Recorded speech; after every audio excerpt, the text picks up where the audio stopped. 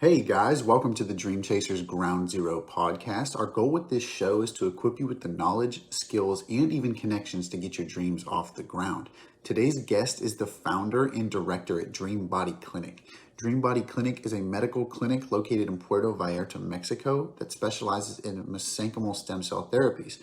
He moved to Mexico in 2008 to pursue alternatives to the U.S. medical system. There he founded Dream Body Clinic in 2012 with his wife to offer a way for people around the world to obtain medical treatments that are overregulated in their home country. Dream Body Clinic started by offering human growth hormone and other hormone replacement therapies because our guest's father had Lou Gehrig's disease, and was denied access to those medications in Seattle because of overregulation related to the Anabolic Steroid Act. He and his wife were able to develop a legal fly-and-buy program for patients to obtain these medications, among others. They then progressed into mesenchymal stem cell therapies in 2016, and they are currently in the process of building the largest stem cell clinic in the world with the lab on site.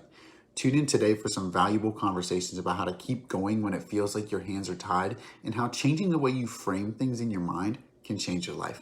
And make sure to stick around for the guest's advice to their ground zero self. Now, without further ado, let's get to the show.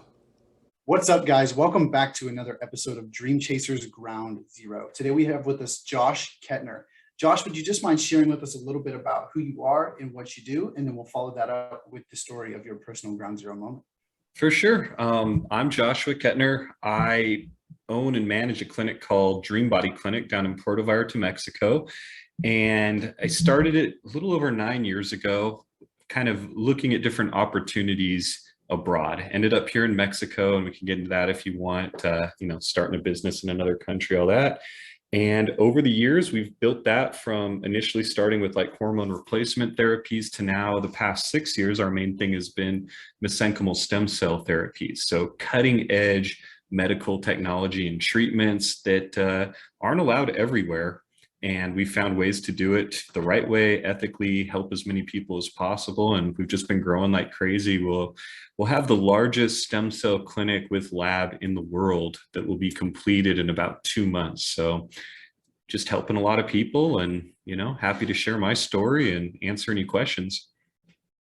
Oh, that's awesome, man. I really can't wait to jump into that. But before we do, let's go ahead and jump into that story that we talked about before we went ahead and hit record. If you wouldn't mind just sharing that story of your personal ground zero moment with us and what that has taught you to help you get to where you are now. Yeah, and I like you asked that because I think everybody goes back to just those moments of pain and, difficulties when we tend to grow the most. For me, it was my dad had Lou Gehrig's disease. And with that, there's not much you can do. It's terminal.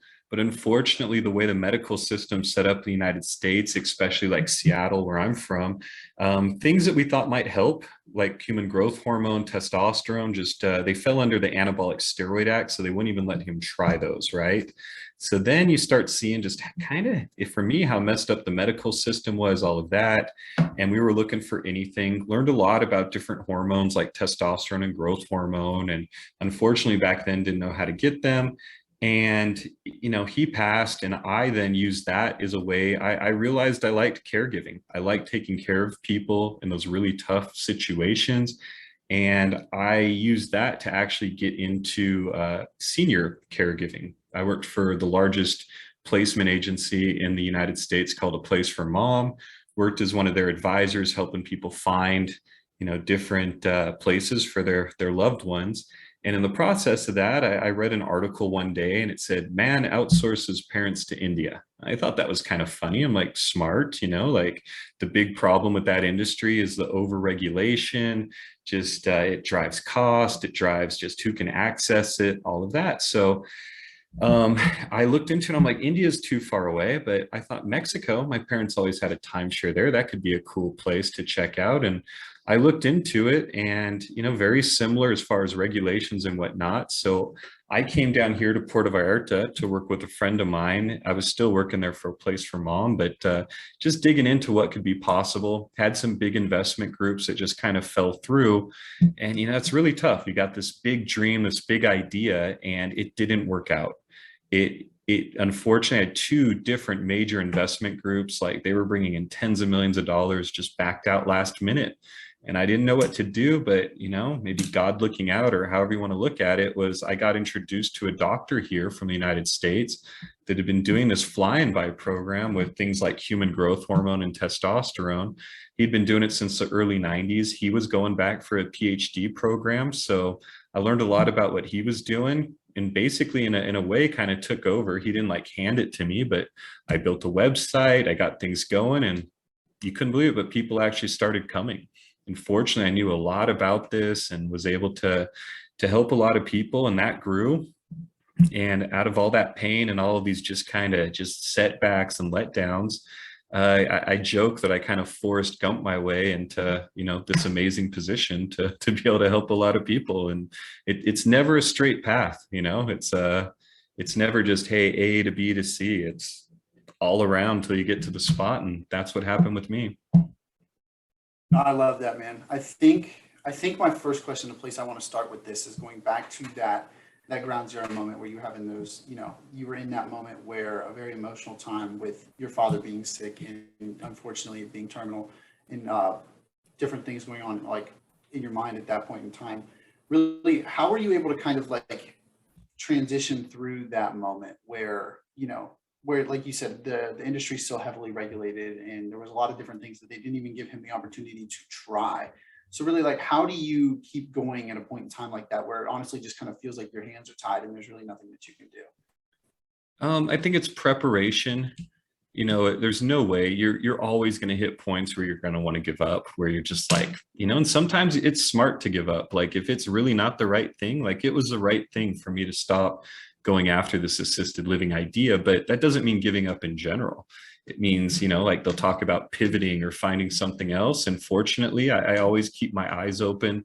I'm kind of an eternal optimist. And that's the big thing, is you need that optimism, but you also need, and I'm fortunate to have a wife who's maybe a bit more pessimistic. She'll cut things off and be like, hey, you need to stop dreaming. That's not the right way to go. I also account like the preparation. When my dad did pass, I mean, he had a big aerospace company, tons of money. I didn't get any of that. I got nothing. It all went to my mom, and great for her, but he left me a box of books.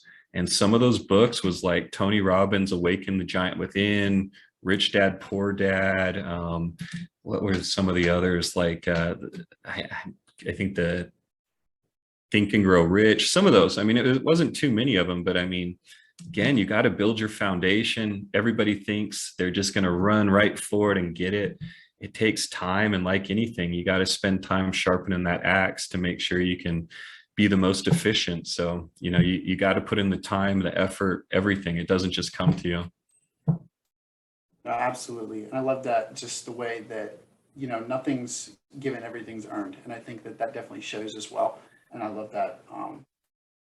Next thing I wanted to ask about is, with this, I see like where the spark kind of turned with this, this event with your father and all those medical events. But where did the kind of medical journey really start for you? Like, were you first interested during all of those things? Did you already have a prior interest? Where did that kind of ball start rolling? Yeah, I've always had more of a scientific kind of leaning. And when I read stuff, I like to read things about like, anti-aging, about biohacking, longevity, and you see it. But like so many people, you can also spend too much time just reading and learning and not doing. And fortunately, I've been pretty good at like doing. So, I saw that those things may have worked for my dad, but they didn't. But the more I researched them, I'm like, they have a lot of benefits for all kinds of people. And so, yeah, I've been the guinea pig for everything that we do. I've been on human growth hormone for 9 years, which, some people might think's crazy. But when you see these patients I have and they're like late 70s that are like, they look like they're 50 and they move like a 20-year-old, you're like, okay, man, that's a smart thing. More and more studies are coming out. Like the VA just did the biggest study ever on testosterone.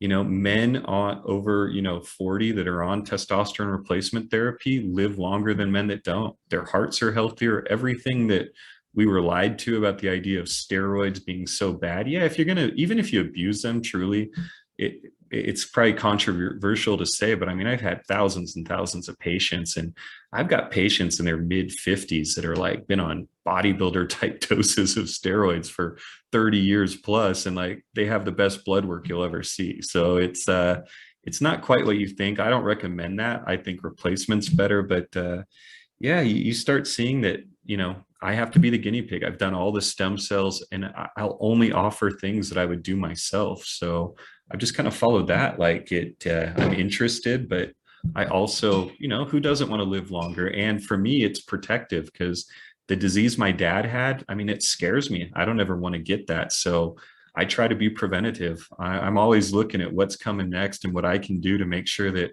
like, I'm not one of those people obsessed with living forever. I mean, it'd be cool, but like, for me, it's more about quality of life.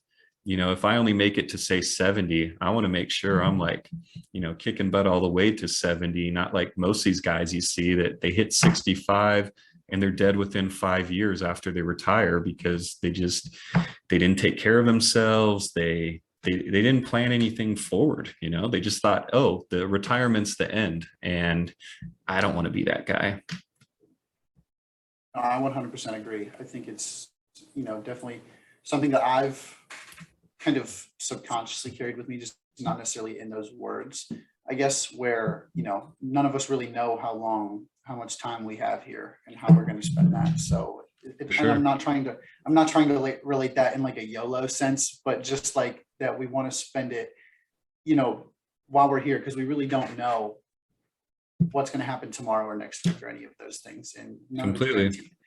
So that's more of the line that I was going with. But I wanted to shift here to ask more about like the stem cells part of it, because I will be very straightforward. I was a business major. I don't really know a whole lot about any of that stuff, but I figured this is also a good opportunity for me to ask a little bit about that. Was stem cells one of the first things that you came across in the new research that you were doing, or is that something that kind of came along later after experimenting in a few other things first? Kind of what was that journey like?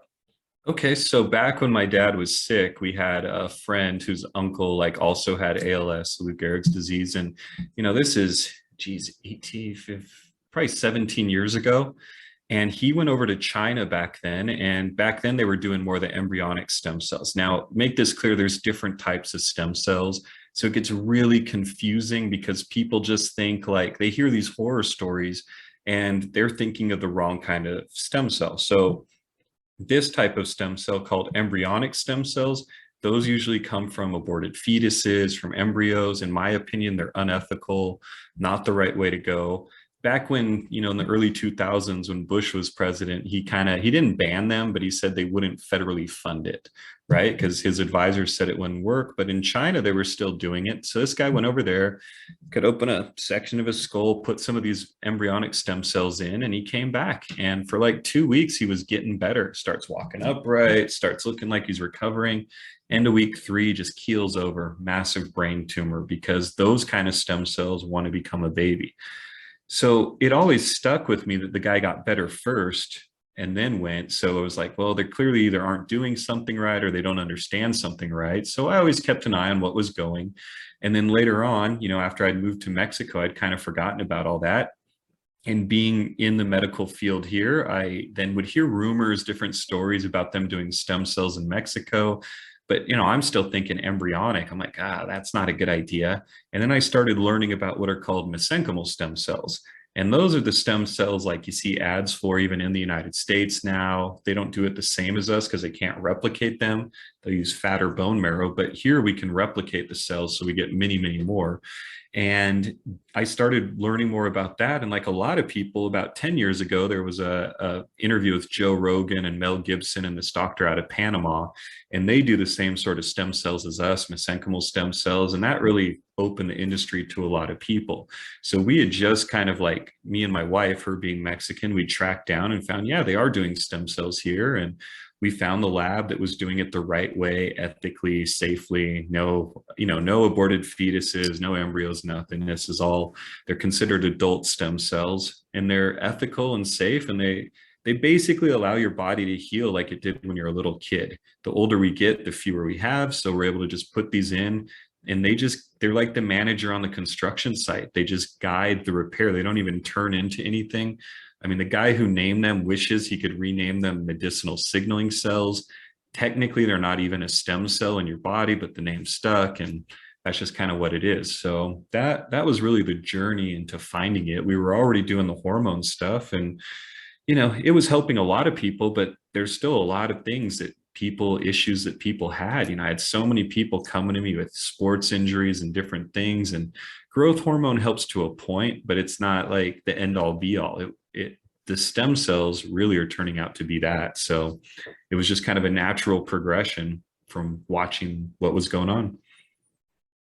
Okay. No, I love that. I do. I think it's, a lot of everybody's journey is a whole lot of trial and error and finding the right thing. Yeah. And I think that definitely shows, especially in the medical field. And, sometimes it's just a shame, what it takes to kind of get to that point.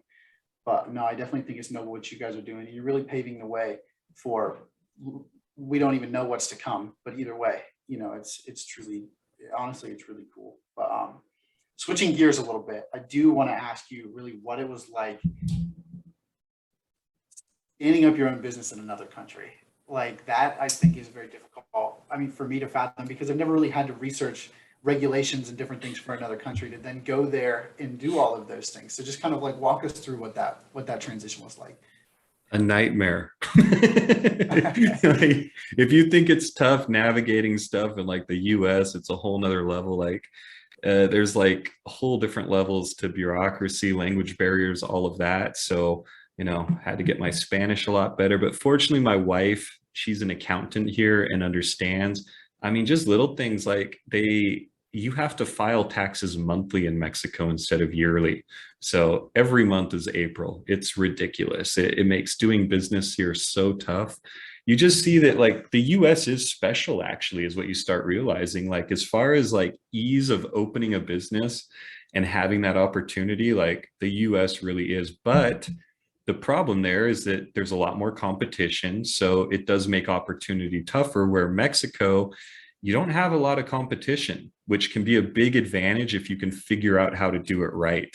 And I've noticed that I have a lot of friends now that have businesses in Panama, Colombia, England, Spain, different countries. And it's the same thing. There's actually more opportunity on a lot of businesses in these other countries, but only if you're willing to do things the right way. Because all these places, typically in Central and South America, it's a culture of cutting corners, not doing things right. And if you cut those corners, it always comes back on you. I've seen it happen to so many people. And so we do things to US standards or above. And because we're one of the few that does that in Mexico, we just keep succeeding and it's funny, people feel it's these other people can't understand why we do so well. And it's we take care of our patients, we do things right, and it's that simple, but it's not a simple thing to accomplish in places like this. So you got to find the rules, the regulations. It's more of a culture of just, paying the right guy for the permits. And, that can have its advantages at times, but it's the rules are there for a reason, usually, especially in medical. I mean, you can't cut corners there. So we do that. And because of that, there's a ton of opportunity. No, I love that. And that's where I'd like to go a little bit deeper on this, kind of doing things the right way.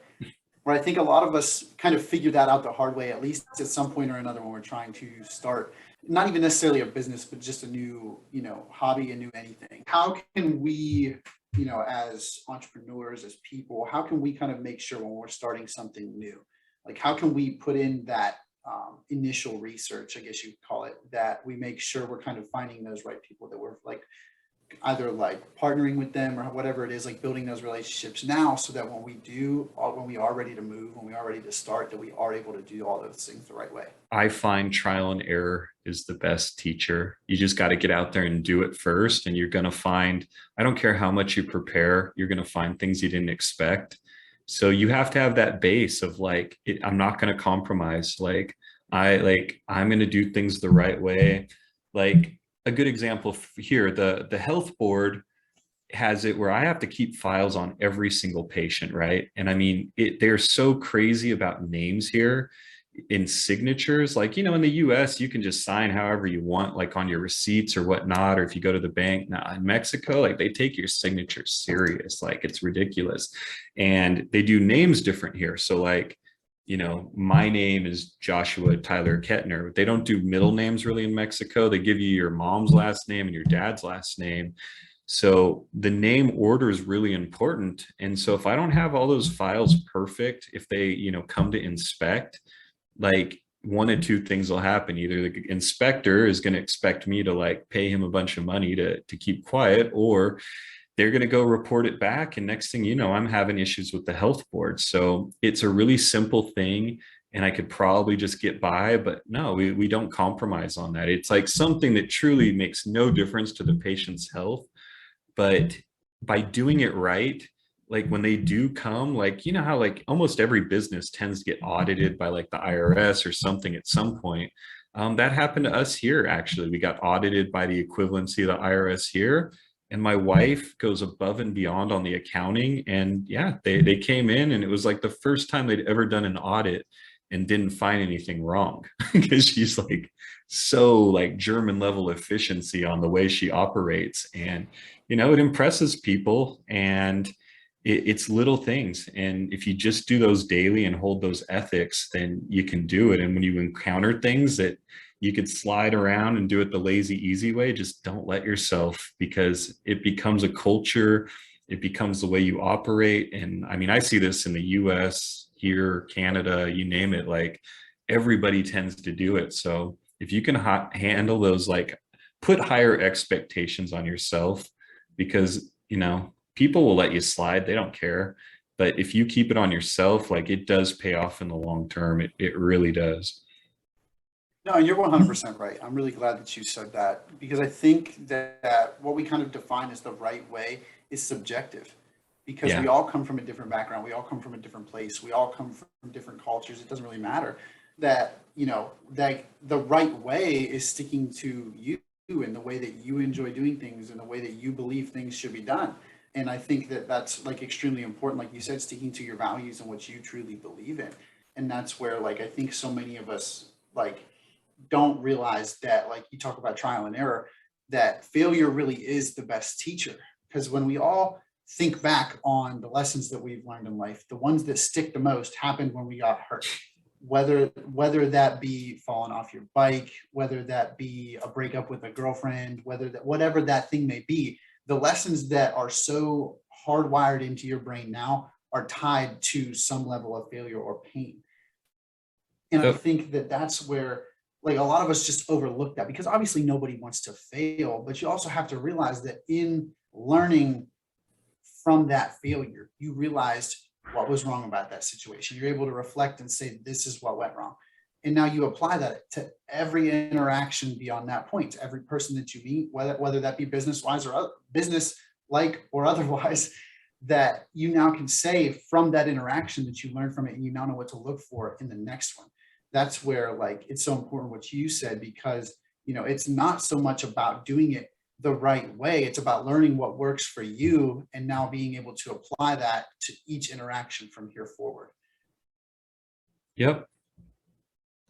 We talk about failure a lot on here, and I just think like it's something that like no matter how many times you say it, it's still hard to wrap your head around, because like no, it doesn't feel good. No, of course you don't want to fail, but Yeah. you learn so much more that way. And that's where everybody says get comfortable being uncomfortable. Well, that's where, because you're learning so much more than the person that's just doing things maybe the wrong way but still quote unquote winning. So it's a weird mind thing. But anyway, um, so now shifting to back to the business part of it here. I know we talked about it being a nightmare in trying to stand up a business in another country with language barriers and a lot of different regulations and things like that. What was it like for you, like mentally? Really, what was that like when you kind of like mentally decided, like I think that's the place. I think I'm going to go to Mexico and try to start this business. Like, just what in the world was going through your head at the time that you were able to say, like, this is what I'm going to do, and despite what comes, like, I'm going to make it happen? Oh, I don't know. You just kind of, for me personally, like I kind of have that sense of adventure. I like to go after things. So for me, it was, if you can, it's all about how you frame things. So I just simply framed it as an adventure. And if nothing else, even if it didn't work out, I was going to really enjoy it and I was going to learn a lot. And I was going to have an experience that, like, not a lot of people could. Even if I had failed here and I did eventually go back to the States or something, well, I mean, look, I've hired people, and a lot of people will look in like your resume and colleges and all this, but like when it's so cookie cutter, they don't care if you can give them a story about how you went to Mexico, tried this whole thing, and didn't quite work out, get really close. Like, you know what? You're going to have a much higher chance of that, probably getting that job. And if nothing else, I mean, I don't like working for other people. I would do it if I had to get back on my feet, but I'd just be waiting till the next thing because I'd have more experience, and the next time I'd be closer to success, most likely. So that's just how my brain's wired. I just keep pushing it. Not everybody's wired for that. So you kind of have to make that decision too. If that's not something you can do, like, go get a job, like do something more simple. But I kind of like being out there at the edge, and I'm comfortable with it. If you can get comfortable being uncomfortable, you're going to have a higher chance of success. And you got to learn little things like, be comfortable being uncomfortable, be comfortable pushing it, but you also got to learn to be bored. Most people suck at being bored. You know what bored means to me? It's the greatest thing. So it means nothing's wrong. Like a boring day is the best day because I don't have a problem. It's okay, cool. Today might not be the most exciting day. So you got to find those balances. Dopamine, there's some really good information on that. A great book called The Molecule of More. If you want to understand how your brain works, just go read that book, The Molecule of More. Dopamine drives everything, but dopamine's never satisfied. It'll just keep pushing you and pushing you. So you got to figure out how to get that balance. And if you can, it's all mental. I mean, when it really comes down to it, everybody's got a business idea, but it's a mental struggle as much as it is physical, as much as it is profit and loss, all those things. So yeah, the more you can learn, the more you can talk to people that have done it and succeeded, the more you're going to learn. And that's why a podcast like yours is so great, because if you can learn, the best way to learn is to learn from people that have done it or something similar.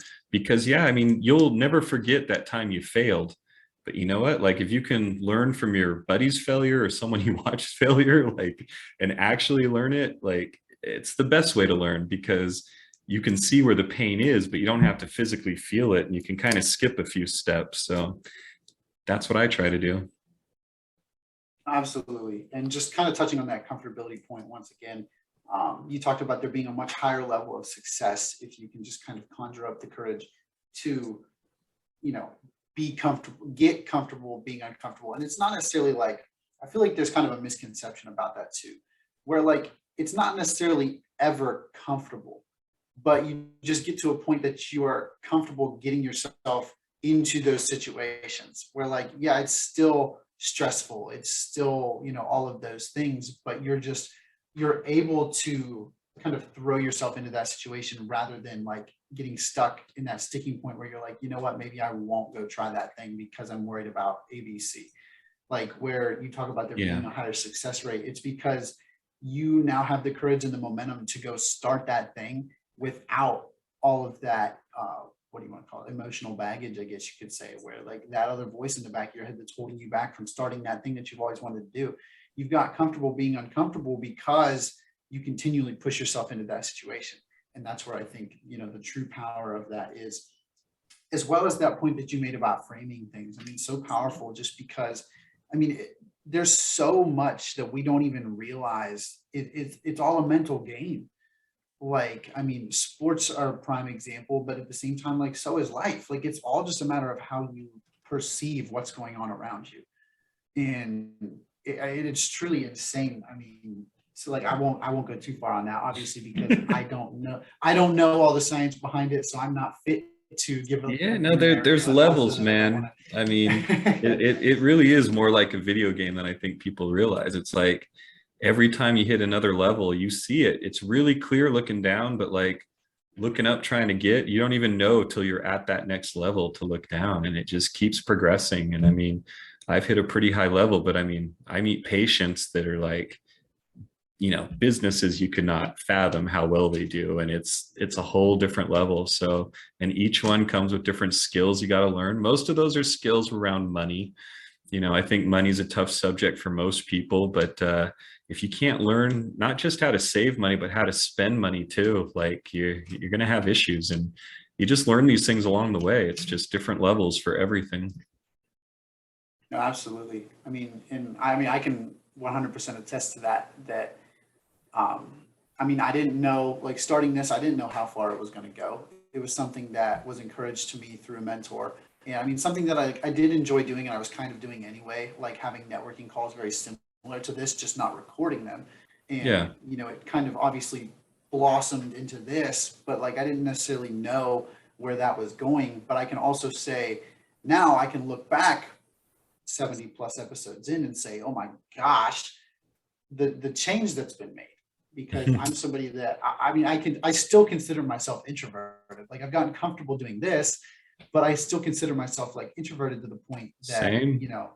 it's like, and that's a whole nother thing. But It's anyway, a skill, but that's the thing. I'm the same way, super introverted, but like you have to develop that skill of communication. It's the most important skill if you're going to get out there and do something. And look, you've done the work. You just said what, 70 episodes? I mean, you've probably learned just so much just from that. Plus you did the work. I mean, it adds up quick.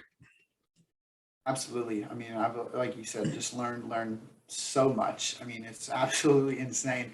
I mean, and it's a fun way to do it too. Like, I Sure. advocate for podcasts all the time, but I don't want to get too far on that.